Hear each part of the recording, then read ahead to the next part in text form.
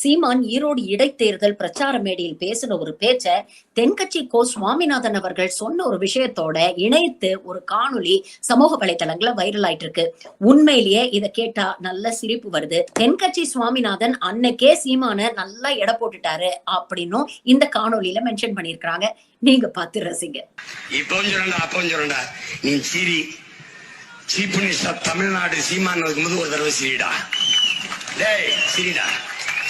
அன்னைக்கு ஒரு தடவை ஆமக்கரின்னு சொல்றான், அன்னைக்கு ஒரு தடவை இந்த போட்டோ பொய்ன்னு சொல்றான், அன்னைக்கு ஒரு தடவை அரிசி கப்பல்னு சொல்றான். டேய் நல்ல ஆத்தாளுக்கு அப்பனுக்கும் பிறந்த அன்னைக்கு ஒரு தடவை சொல்றான் 74 சொல்றான், அன்னைக்கு ஒரு தடவை சொல்றான்.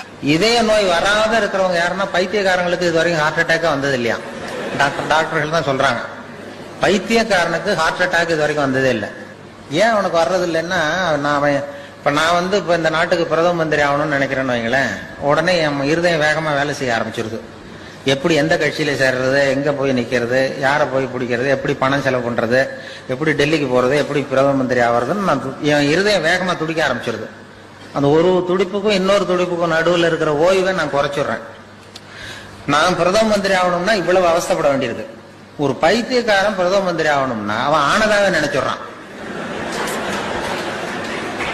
போய் கேட்டீங்கன்னா நான் தான் பிரதம மந்திரி அப்படிமா,